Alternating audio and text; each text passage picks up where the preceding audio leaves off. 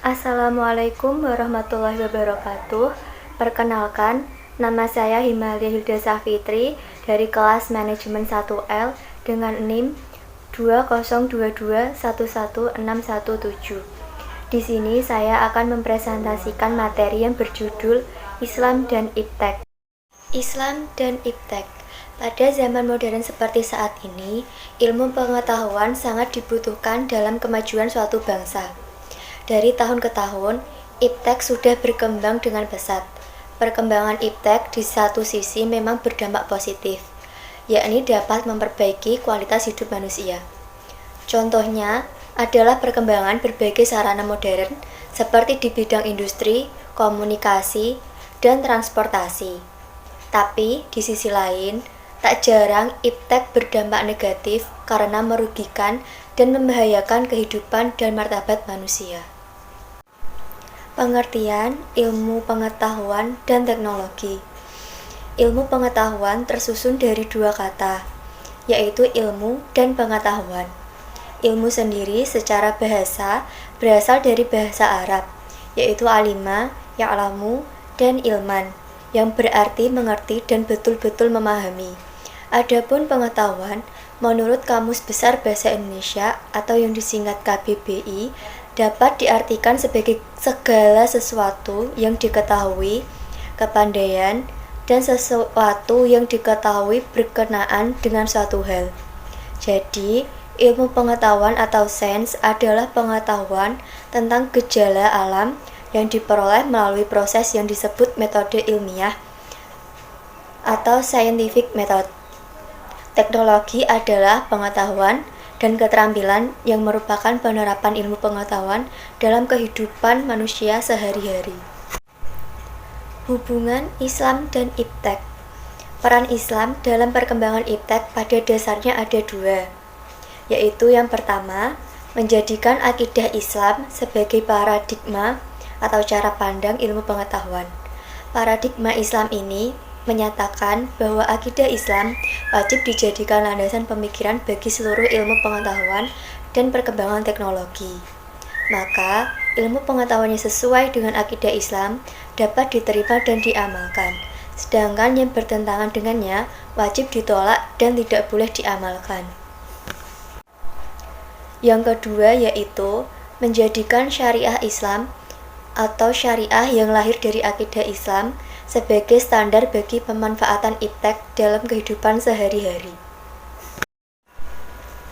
Secara garis besar, berdasarkan tinjauan ideologi yang mendasari hubungan Islam dan iptek, terdapat tiga paradigma, yaitu yang pertama, paradigma sekuler, yaitu paradigma yang memandang agama dan iptek adalah terpisah satu sama lain. Paradigma ini memandang agama dan iptek tidak bisa mencampuri dan mengintervensi satu sama lainnya. Yang kedua adalah paradigma sosialis, yaitu agama dianggap tidak ada dan iptek bisa berjalan sendiri tanpa adanya campur tangan dari agama. Dan yang ketiga adalah paradigma Islam, yaitu paradigma yang memandang bahwa agama adalah dasar dan pengatur kehidupan. Paradigma ini memerintahkan manusia untuk membangun segala pemikirannya berdasarkan akidah Islam, bukan lepas dari akidah tersebut. Dalam Quran Surah Al-Alaq ayat 1-5 dijelaskan bahwa manusia telah diperintahkan untuk membaca guna memperoleh berbagai pemikiran dan pemahaman. Tetapi, segala pemikirannya itu tidak boleh lepas dari akidah Islam. Paradigma Islam inilah yang menjadi peran pertama yang dimainkan Islam dalam iptek, yaitu akidah Islam harus dijadikan basis segala konsep dan aplikasi iptek. Yang berikutnya adalah ayat-ayat Al-Quran mengenai iptek. Yang pertama ada surah Al-Alaq ayat 1-5. Yang kedua ada Quran surah Al-Baqarah ayat 31-35. Yang ketiga ada Quran surah Al-Mujadilah ayat 11. Yang keempat ada Quran surah Al-Baqarah ayat 247. Dan yang terakhir ada Quran surah Al-Isra ayat 36. Konsep ajaran Islam dan pengembangan ilmu pengetahuan dan teknologi didasarkan kepada beberapa prinsip sebagai berikut.